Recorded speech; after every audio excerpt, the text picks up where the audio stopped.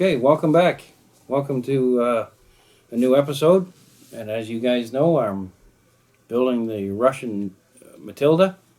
I'm trying to match the Tamiya box art. Um, and I'm getting there. I'm not 100%.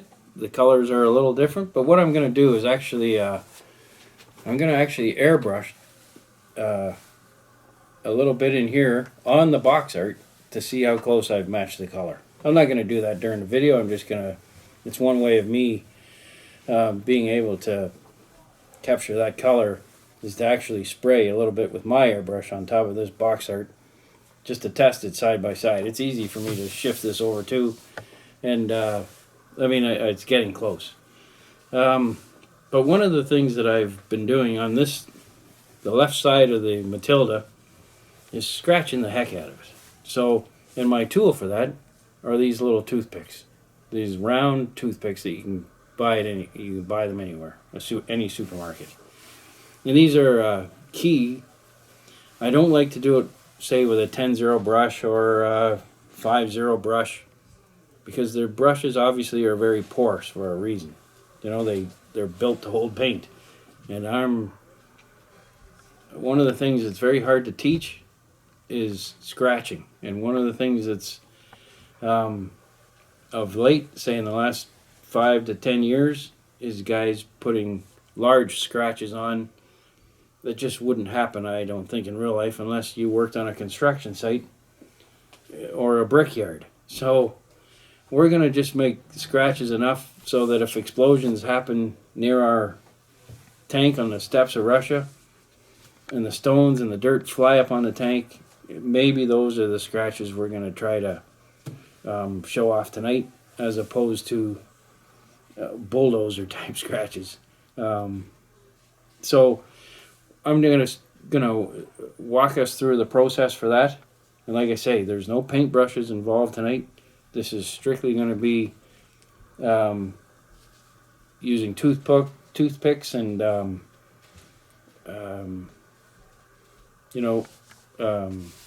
a lot of patience. That's the main thing. So anyway, let's get started. Let's show off what we've done. Okay, so one of the things, first of all, that I want to do is I want to highlight with the British armor, there's always a whole string of rivets everywhere. It's almost like the Titanic. British armor. So even the Cromwell, which came out, way later in the war, still had its, rivets hanging out. So one of the things we used to do is to highlight these rivets in a sort of the way that Francois Verlinden was always talking about and writing about. But that was in the 1980s, and now we're in the 2010s, and we're not doing that anymore. So that's fine. It was great while it lasted, and I'm sure there's reason to highlight other things, but doing these rivets is not one of them. So I have to bring out the rivets in a different way. So what I do is I take a toothpick, circular toothpick, sand it down, which I've already done, to the size of the crown on these rivets. So I've mixed up Tamiya XF60 with a flat XF2 just to get a mild color, softer than what the green is on here. I just dip my pointer in and I just pick off all the rivets.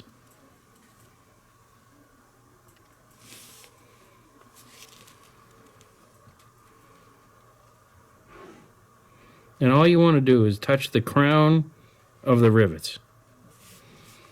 And when you pin wash this a little later,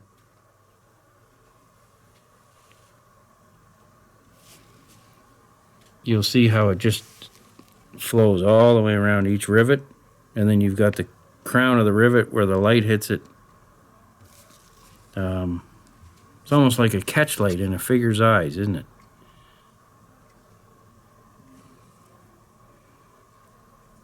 The key is not to use any white paint directly. You've got to mix like XF60 or one of the similar colors. There's a few down here.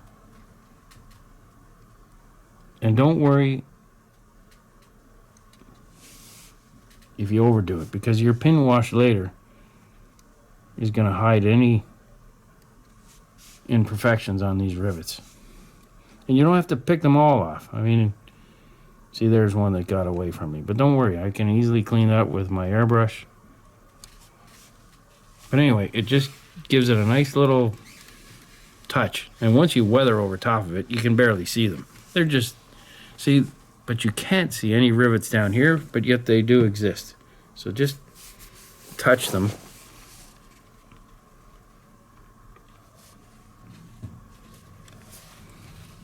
And you may find it tedious, but the reality is it takes all 3 or 4 minutes to do them all.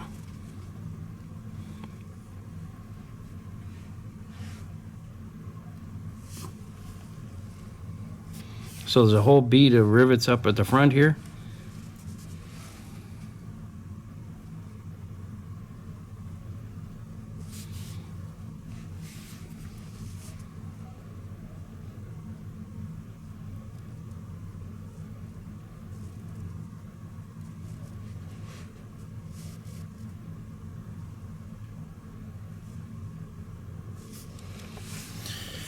And there you go. So some of them look lopsided and half moons and full moons and everything, but don't worry, we've still got layers of weathering to do. You can see that I've done it over here earlier today, and now that I've weathered over top, now they're the right size. So don't panic if you make them too big. And as you work down the tank, use less and less paint as the rivets go down, because of more weathering on the more earth and dirt and that sort of crap thrown up on the tank. So as you move down the tank, use less and less paint to bring out these rivets.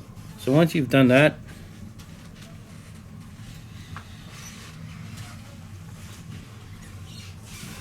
and as you can see, there's a few down the side.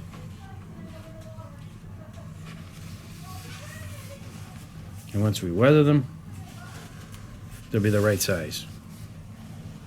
Okay, now we want to add on some scratches.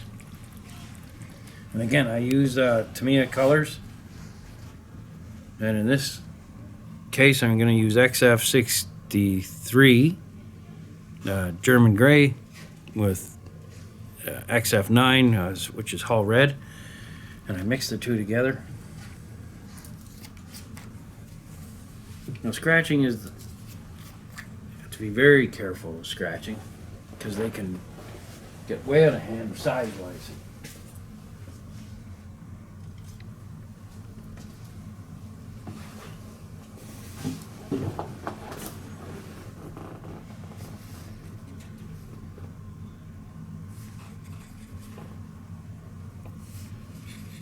And that's why I don't use a paintbrush. I know that the tip of this toothpick is how big the scratch is, the max it can be. So now one of the things that's going to happen is the paint's going to dry, and you can use a wet palette for this, or you can just do it in these little saucepans that I have, either way. But just take your little toothpick and just draw it against the model. Just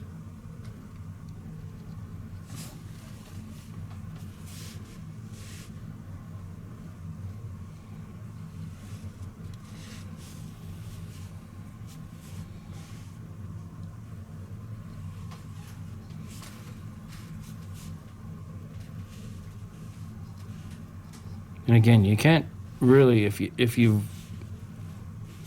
know the palette that you use to paint the green on your tank, you can't screw this up, because all you're going to do is just come back with your airbrush and touch them all up if you don't like them. It's simple. Now I usually do it with in the direction of the tank that would be moving. And these, like if you read the Mike Rinaldi tank art books, he's always talking about no scratch is too small. And just remember that. If you can't see it, it's still fine. It's just fine. And just go up and down and across with this little toothpick, and don't overdo it. like if I maybe put 7 or 8 scratches on here, a couple good sized ones down below, bigger stones are going to be at the bottom, of course. Again, try to keep in the direction of the tank. And then I also make 3-dimensional ones where I put a little bit of almost a catch light underneath these scratches.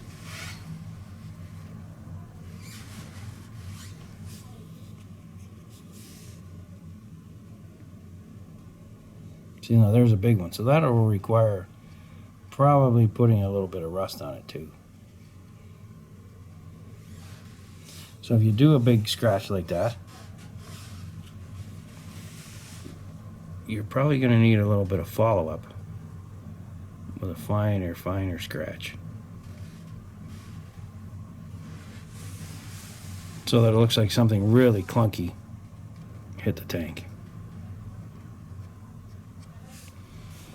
So I'm going to let that dry first, and then I'll put probably a little hint of oil paint, a little bit of sienna drag down, and I'll demonstrate that momentarily. Now on this particular vehicle, on this side, these little covers is the widest part of this tank, so I've scratched this extra. If it's going to go through the narrows in a street, this part definitely is going to get clunked across, so it's going to catch any of the harder surfaces, the bricks and the whatever. So let me just mix up a little more paint, and then we can simulate that sort of scratching. Just be very cautious with it, that's all. But let's mix up a little more paint in our palette here.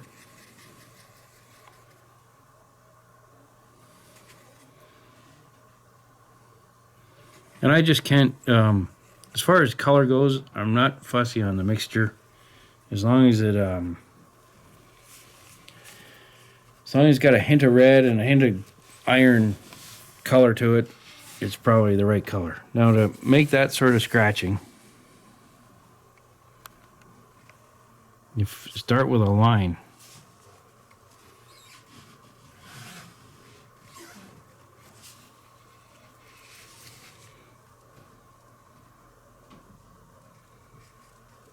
Remember, these tanks came over in the convoy, the British convoys, probably wheel to wheel. They probably even rubbed up against other Matildas on the decks of those ships or in the holds of those ships. This sort of scratching may have happened in amongst that as well. So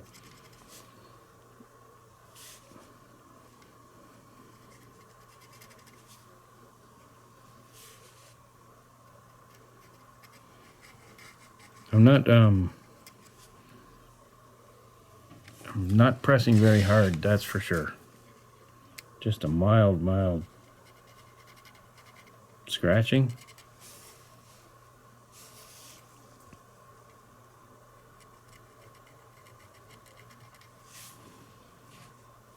And that's almost all we need there.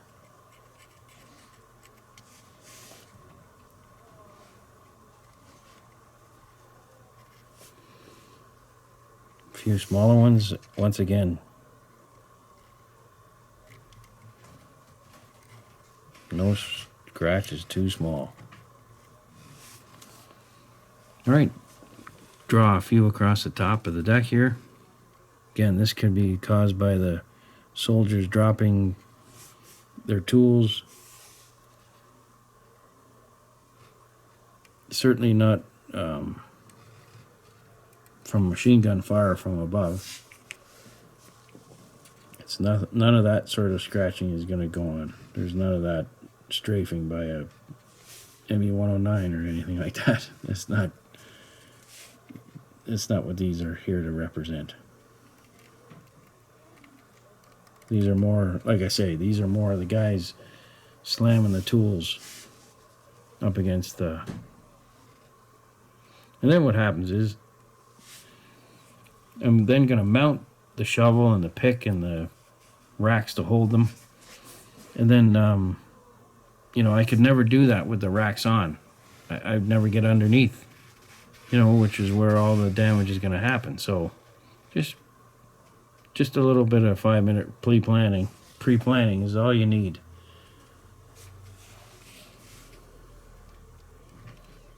But the trick is not to go too far with this either. Suddenly your model looks like it's covered in caterpillars.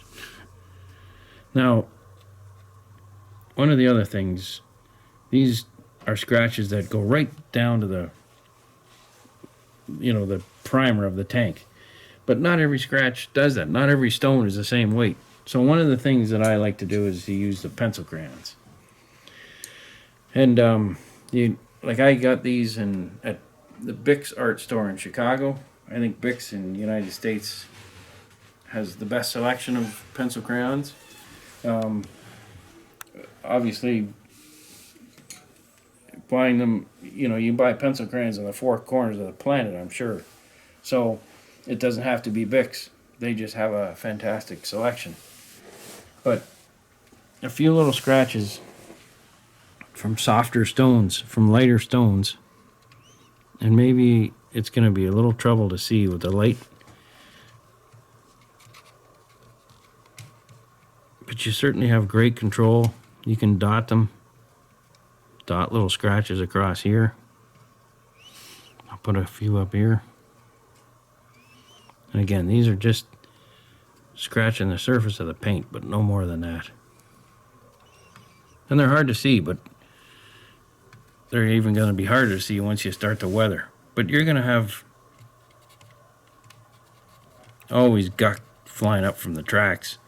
And certainly this little rear light on the Matilda stops it from flicking up back here. So don't cover this area with any sort of stone. You can hit the area in here.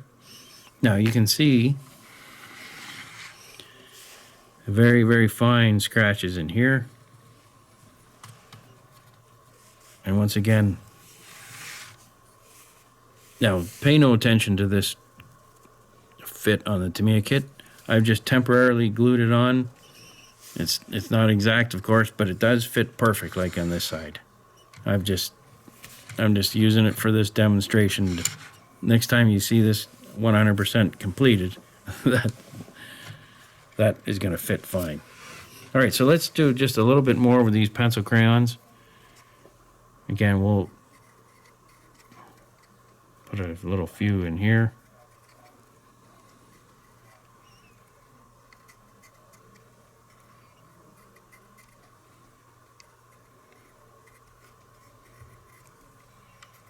And again, there's a lot of throwing up of stones in this neighborhood. And if you've gone too far, don't worry, because if you have, you're going to get out the Tamiya buff color, lots of thinner, and then sit here and airbrush right over top of what I've just done. So it's not you don't have to worry about it. You can't make a mistake doing what we're doing here. Now, one of the things that we should look at is that back in here where all the stones tumble out from the skids, we're just going to put a few little marks in here too.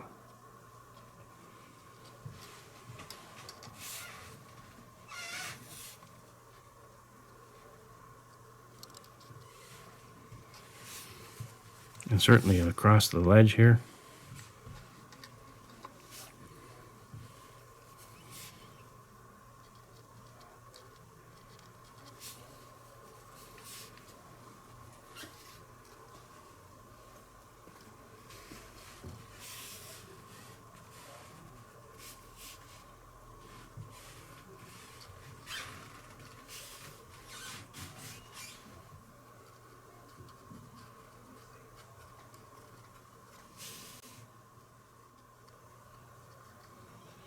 I just couldn't make these random or as random with a 10-0 brush. It would almost look uniform as opposed to what I'm doing, which is doing it with this circular toothpick here. Now I'm going to flip the tank over so that you can see the area that's already been done with the track. And there's all kinds of little teeny little scratches. Okay, so the other thing, apart from the pencil crayons, is sometimes there's some much milder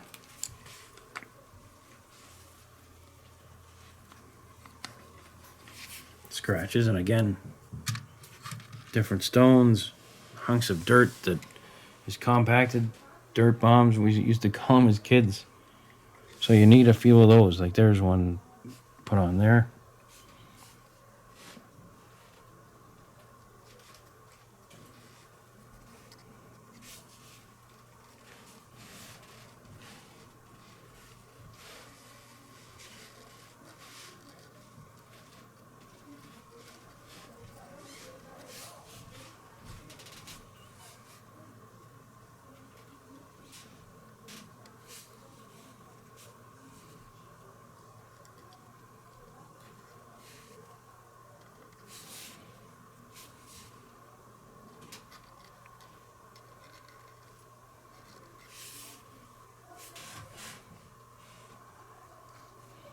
See, for instance, there's one where I blew it. That scratch is way too big. So what I'll just do is just next time I'm weathering, mix up 98% thinner and 2% to me a buff, and just airbrush that to a smaller size. I mean, it's a piece of cake to fix. So don't panic if you make them a little too big. Just don't constantly make them, you don't want suddenly your nice Matilda to be recolored into me a buff color just because your scratching came a little unglued.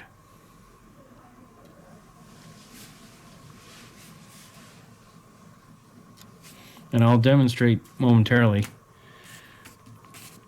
cleaning up of these with the Tamiya buff. But don't hesitate to use these pencil crayons. They're easy to use, very controlling. You can see the small little scratches on there. If you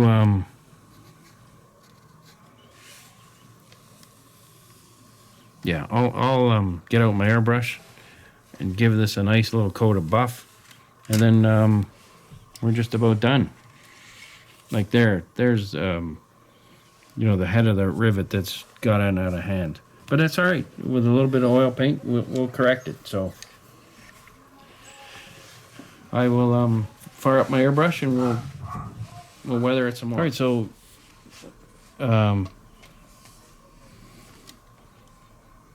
there's a shot of all those pencil crayon scratches. But the other things you can do, guys are doing this now, is their factory turrets, a little diorama with them, or some of these 1946 type models that are still in the factory form.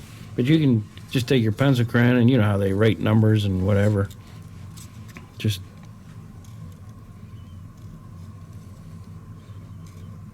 those are different things that the stamp, the manufacturers are putting on them.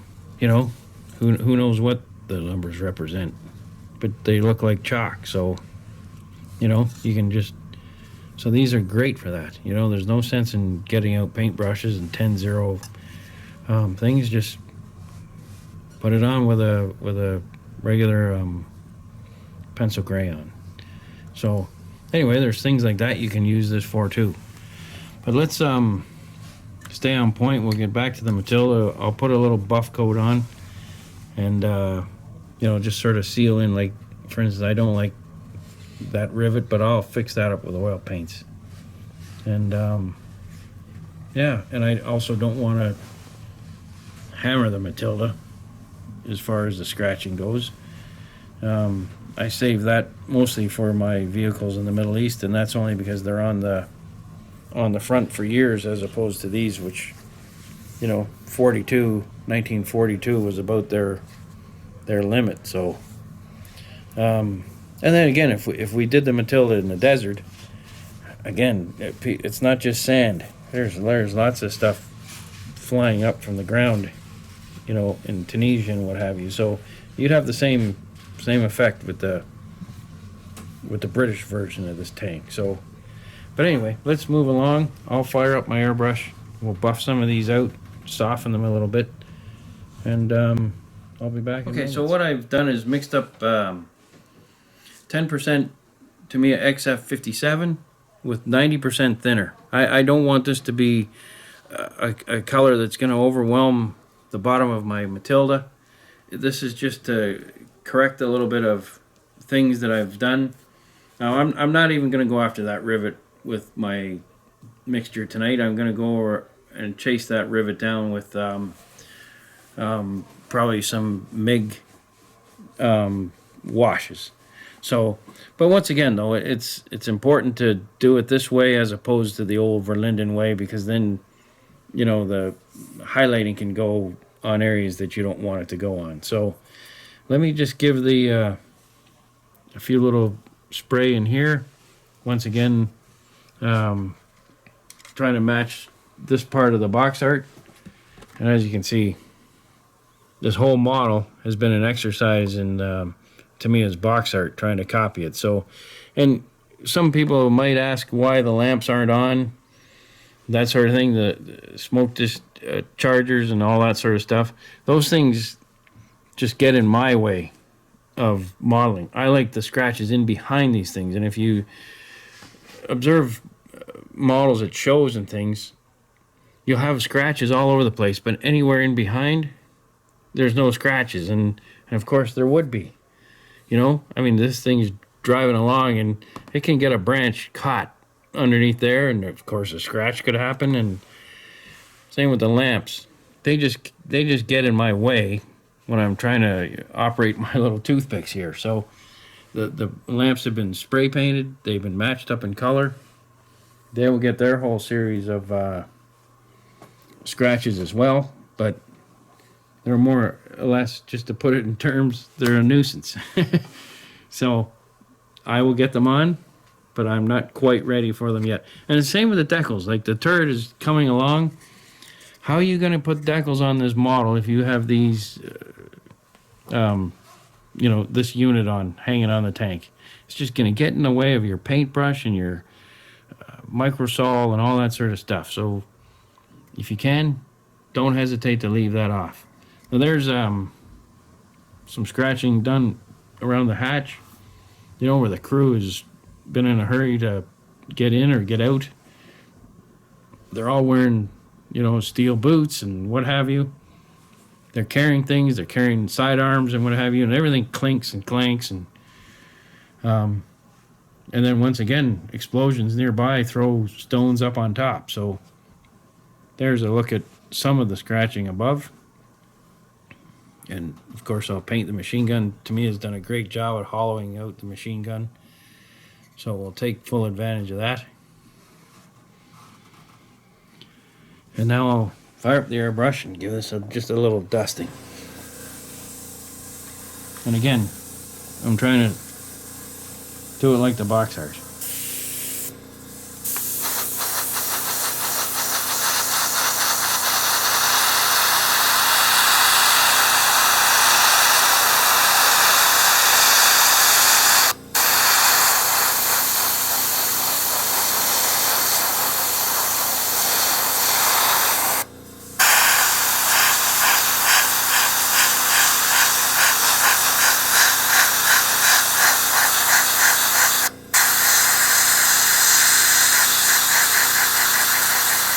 Now, in the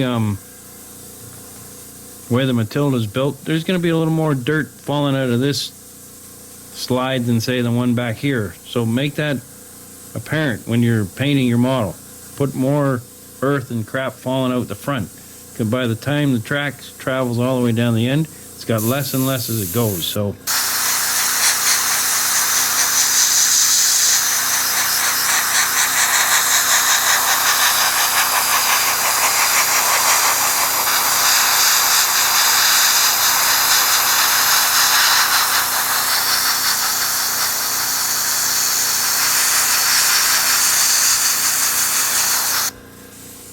All right, make sure that we match on the other side. Switch it around.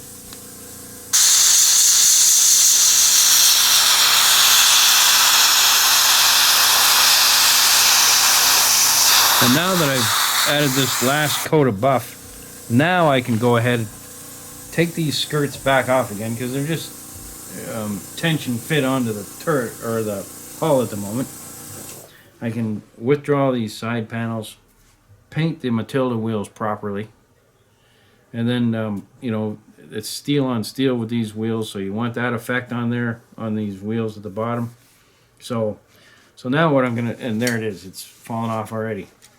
So like I say, they're just, the tolerances on these Tamiya kits are so fantastic that you can just press them back on again. It's almost like a snap job.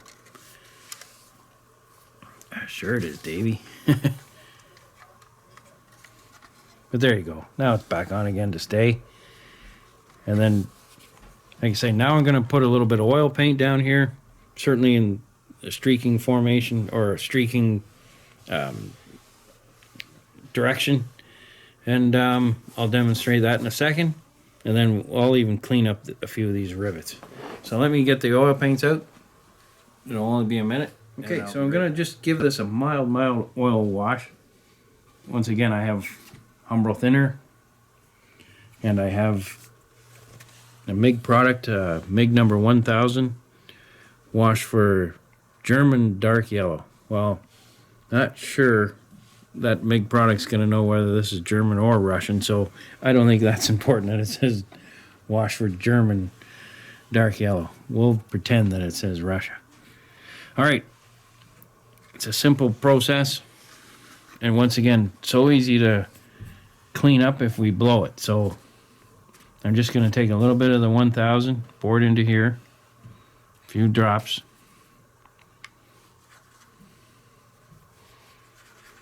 And the little containers here are non-spill containers. No matter what I do, I'm not going to send any of my stuff flying, you know? It's non-spill. It's the way we've all blown it, so that's how come I use these things, you know? All right. I'm just going to... and I'm going to go, you definitely have to do this in the direction of a rain. It's the best way I can describe how to put this oil wash on, as far as directional goes.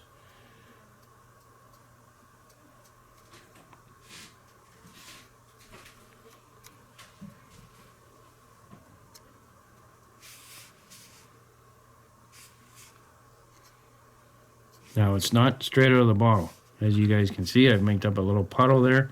It's a very mild filter. I don't want to change too much of this vehicle's color. There's that big wicked scratch there. We'll get to that.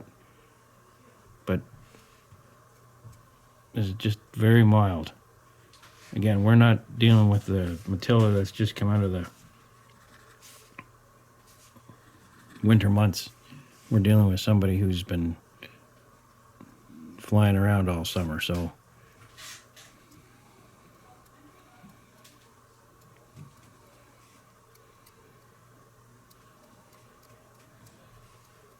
now the paintbrush I use, it's a zero brush.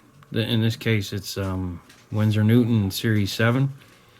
I don't sell these at the hobby shop. I have to buy these at a store like Bix or you know, one of your better art stores. These are expensive brushes, probably $15, and you can't find them everywhere. Figure painters use them a lot, and they're great for what I'm doing right now.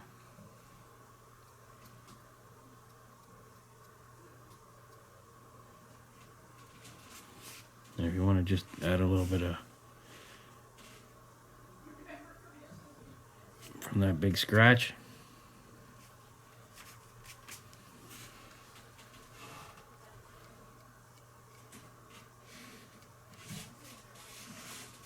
And one of the few times I'll use burnt sienna oil paints is to create a little bit of rust streak. So I'll just get a foundation flow off of that big scar. Put a little bit of our wash on it, and then once it's thoroughly dry, I'll use burnt sienna again very mildly and just put a little bit of rust on there. I don't like to rust World War II vehicles a lot, but when it's a heavy scratch like that, that's no problem. So let's look at this little rivet that is driving me crazy here. I can do one of two things. I can wash it out with these washes, or I can just dig up my airbrush and put the green color in and just start over again. Spray that little part with the green wash, but this looks like it's hiding it pretty good.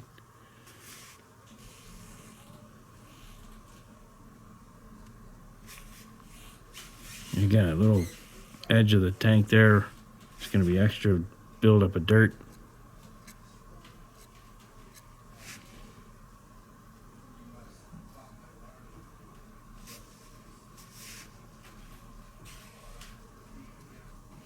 And if I wake up tomorrow and this little rivet's still bugging me, I'll fire up the airbrush and just clean it right out. But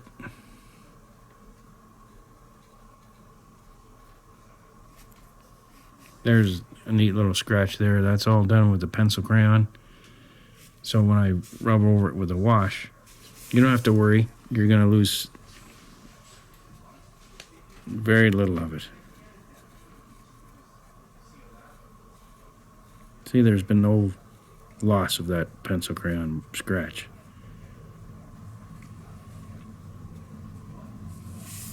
So just to match up the other side now, because we've done this side with that wash, we better do the other side. So let's just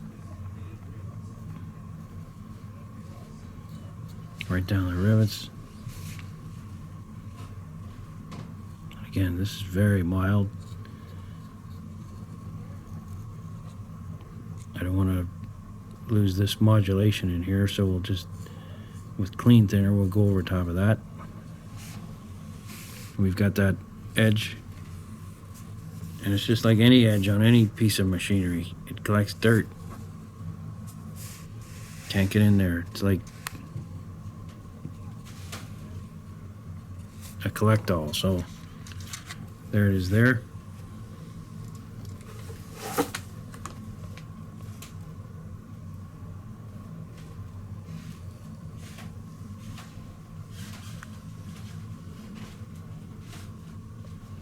And now I'll just do that little oil wash along the bottom,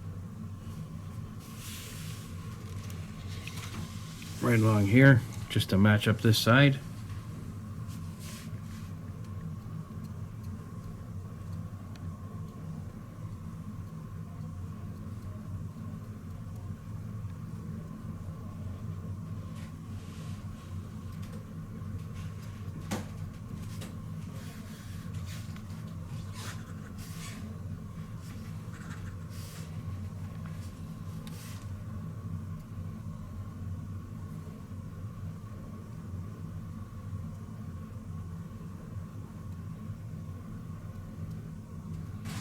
And as you can see, if you put on a couple too heavy, don't hesitate just to bring out the old Tamiya buff and give it a shot. And I'll just put a little bit up here. And again, this is just, these washes are just, in real life, are just an accumulation of water spilling out over the side just due to rain. So you can see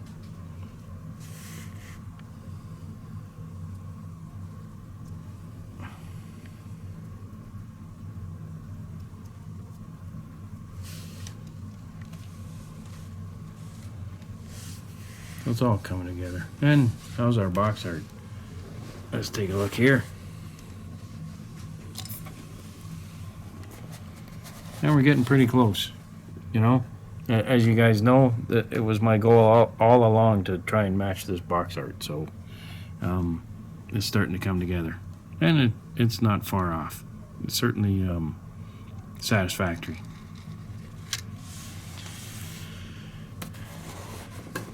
Now let me just put the turret on.